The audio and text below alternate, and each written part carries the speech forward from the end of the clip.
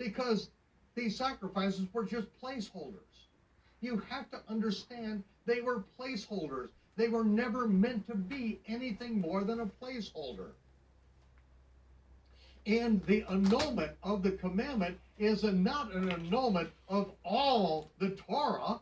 That's ridiculous. Yeshua said, do not think that I have come to destroy the Torah and commandments. Not to add to, not subtract from, not in any way annul it. He can't annul it. But what can he do? He can complete that which is a picture in the Torah, and he can fulfill the placeholder. Amen. For the Torah made nothing perfect, but the bringing in of a better hope did. A better hope. By the which we draw nigh unto Jehovah. Okay, it couldn't make anything complete. It couldn't complete the picture. But this better hope did.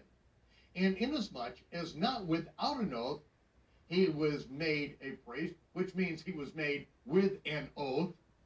For those priests were made without an oath. The Levitical priests, the Aaronic priests were made without an oath. There was never an oath that they would be in that position forever.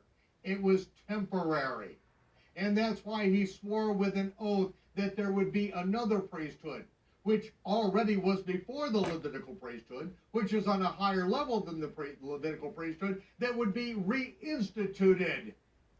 The Levites did say, yeah, who's for the but Lord? This, Moses with said, an who's for the oath Lord? by him that said unto him, Jehovah swear, it will not repent, thou art a priest forever after the order of Melchizedek. Because of that. By so much was Yeshua made a surety of a better testament. Wait, it's the word oath.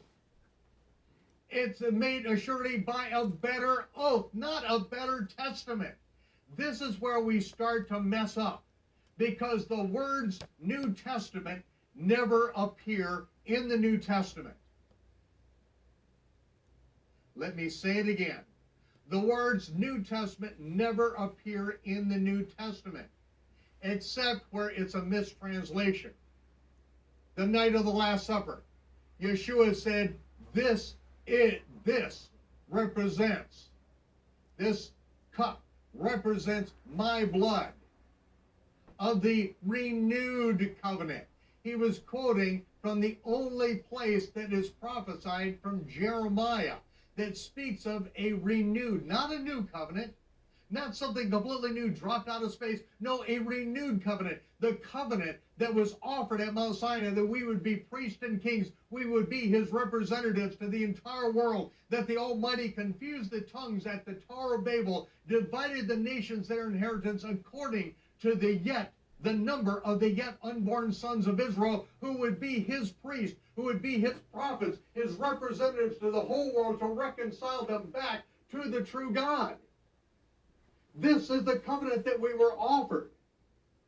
And Yeshua said, this is a renewed covenant, which is paid for with my blood. This is what this cup represents.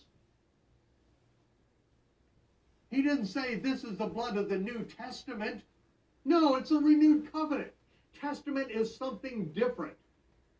There is a last will and testament, which we're going to read about here, and there is an oath, which is a testament.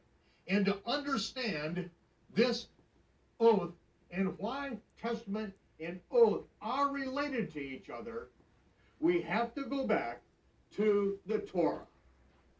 We are now in Genesis chapter 24, because this is where we learn about an oath and how it relates to a testimony. And this is why the words are confused.